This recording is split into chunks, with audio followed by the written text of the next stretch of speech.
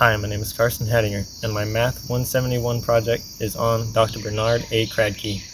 Dr. Bernard Kradke invented 3 ways of hydroponics, where he would suspend the plant above a nutrient solution so that it can grow.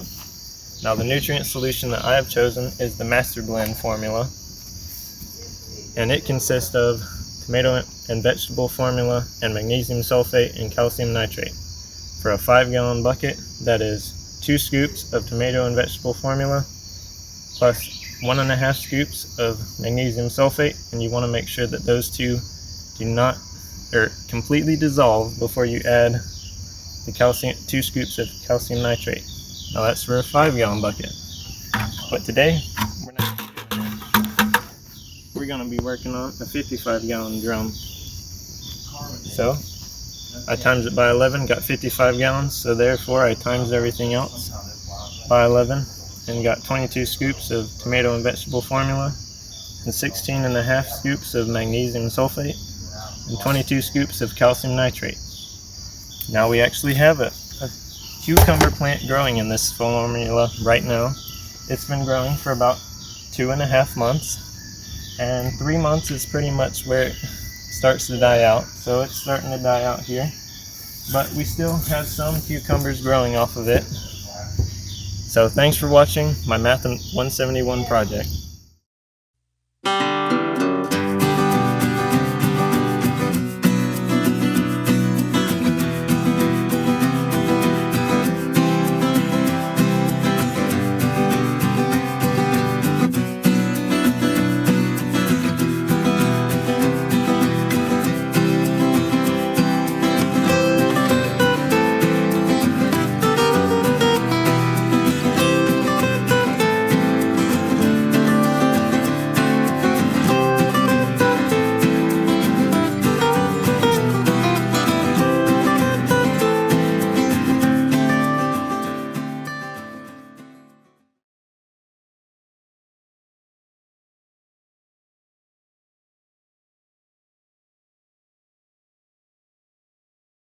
Quick. Ms. Connie, please tell me the math problem that relates to your life and how before I fly away. You will not fly away, okay? I will tell you once I get off the phone and I will transport us there. The math problem that relates to my life is the correlation coefficient, and I told you you would not fly away. Did you get us here? Second, thank you for telling me about the correlation coefficient. Can you explain how to do it? First, I will tell you how it relates to my life. It relates to my life because you can get a negative, positive, or no correlation at all as your answer, and in my life I was affected negatively and positively along the way to get to where I am now. You transported us again. Time to solve the problem. Oh no! I have a voice of a real person. It's like when we transported again, I gained the knowledge for this problem. So this is how you do it. You use the numbers from the chart to plug into the correlation coefficient equation. And after you do that, you will get your answer. After plugging everything in, I got 0.39 as my answer. Oh wow, you transported us again. It is a positive correlation because it is 0.39, and 0.39 is greater than 0 and less than 1.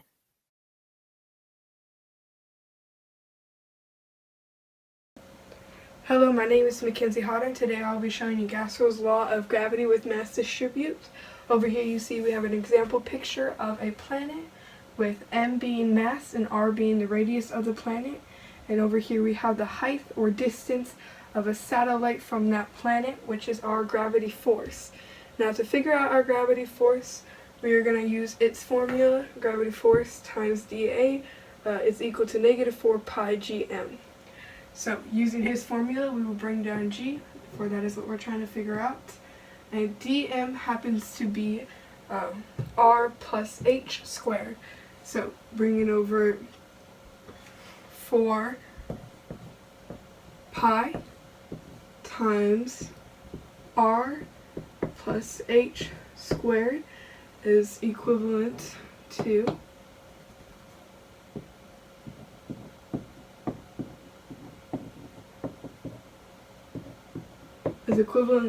this over here, which is negative 4 pi GM.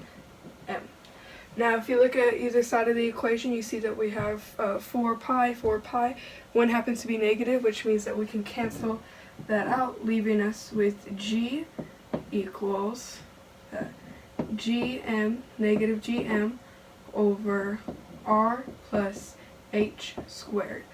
But this formula happens to split up into 2, with us getting F equals mg, which equals negative g small m mass over r plus h squared.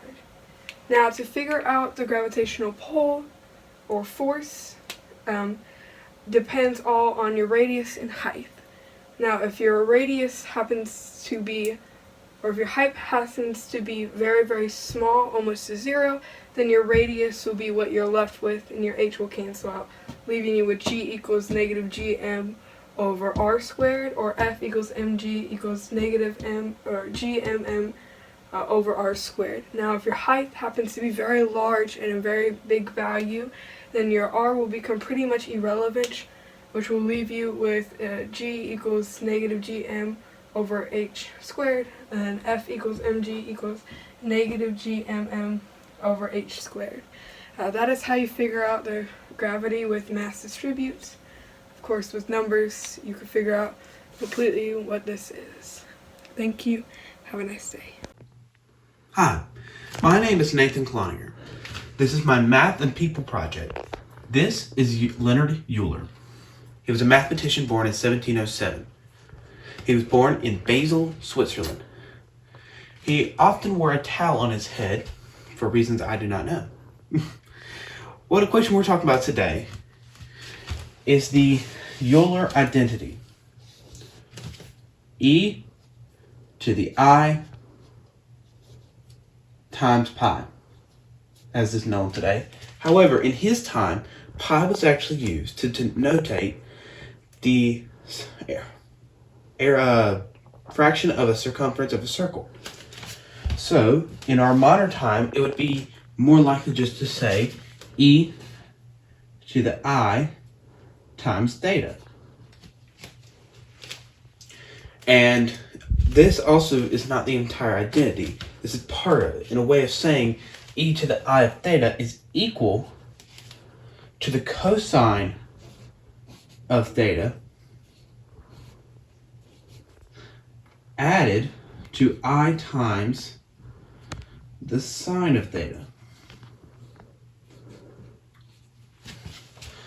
What was amazing about this is that it was a proof that showed just these two simple points are also equal to a single term. Well, what if, say, Euler wanted to find a wheel in the imaginary plane that has 6 spokes on it, so 6 little, not 6 spokes, 3 spokes and 6 little points. So on the points, he wants to find what points they are in the imaginary and real solution. Well, what he could do is he could set all those things, but then he also wants to find for some of his functioning, and he wants to write a function so that he could rotate it 45 degrees. Well, what he has to do is first find the angle of each one of them. So he could write 2 pi divided by, and he's going to find 6 points, and then he's going to multiply it by each one. So n, he'll multiply by n. And n will be equal to each one of his different points and each one of the different spokes. So 1, 2, 3, 4, 5, and 6. So now we plug it in and we find the different ones. So we have 0 pi divided by 3, 2 pi divided by 3, just plain pi because it divides out, 4 pi divided by 3, and 5 pi divided by 3.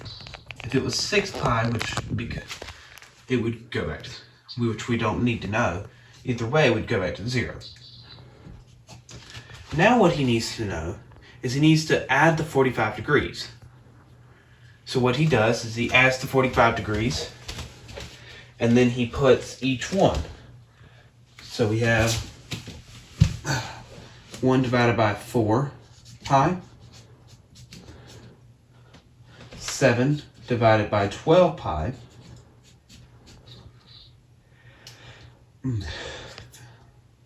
11 divided by 12 pi, 3 divided by 4, since it's simplified, pi, and then 19 divided by 12 pi, and lastly 23 divided by 12 pi. Now, what he does with each of them is he plugs them into his identity.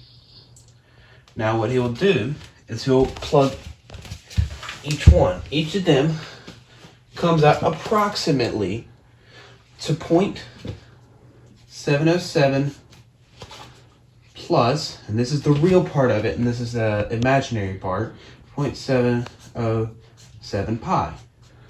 And this, so on and so forth.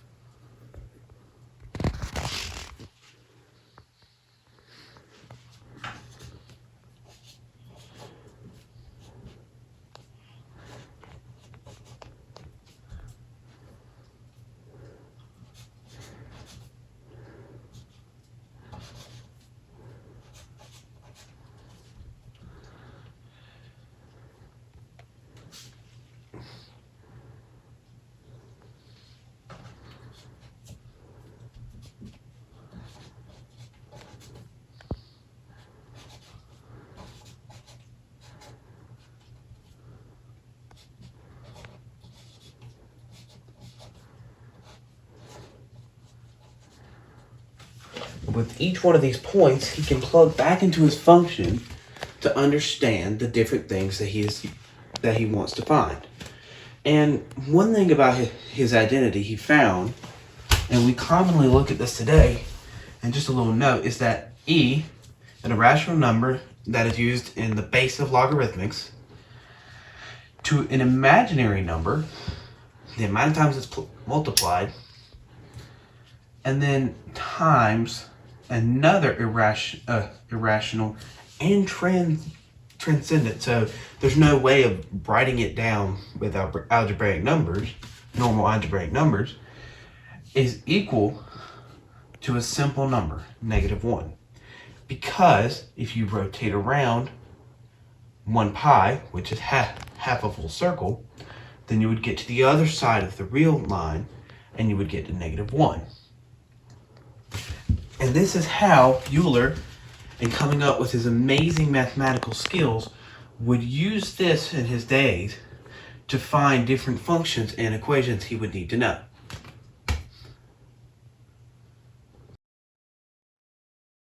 Hello, my name is Tobias Puma, and today I'll be speaking about the Fibonacci sequence.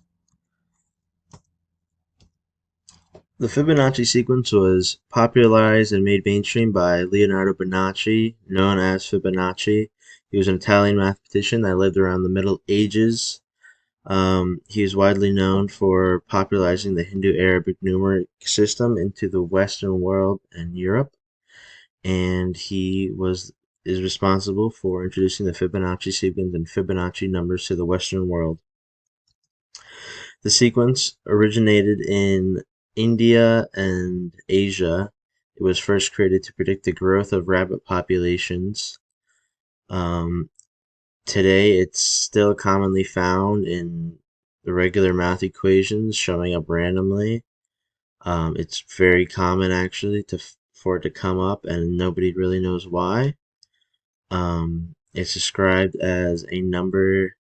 It is the sum of its previous numbers. The sequence starts with 0 and 1 and continues by adding those and then adding its previous two numbers together. The Fibonacci sequence is commonly found in nature, creating spiral effects in different species, plants, marine life, mammals. It's unusually common. Here there's an image of a seashell that's been cut in half. As you can see, it has a spiraling effect that is due to the Fibonacci sequence. It keeps adding and on and on and on. Thank you, and I hope this has been informative for you, and thank you very much. Hello, my name is Brian Stevens, and I am in Math 171. My teacher, her name is Miss Cropper, and this is my Math and People project. Who am I interviewing? Her name is Anna Ricks. What she does is she is a pharmacy technician. She counts pills, comes up with prices, all kinds of stuff that she does as a pharmacy technician. Where she works is Mabry's Drug and Home Care. How does this math problem relate to her? Well, it deals with accounting basics and mathematics that calculate proportional math. The math problem I have today is a patient has been instructed to take 3 pills of Tylenol 3 times each day for the next 3 months. How many bottles would a patient need if there are 90 pills per bottle? Well, step 1, I have to figure out how many pills that the patient takes in a day. So what I do is I take 3 pills and multiply that by the 3 times a day that they take the pills. So that's 9 pills. Step 2, I have to figure out the total amount of pills they take in 3 months. So step A, you take, there are 30 days in a month, and you multiply that by 3 months. Then that comes out to 90 days. Step B is that you take that 90 days and you multiply it by 9 pills, and it comes out to 810 pills.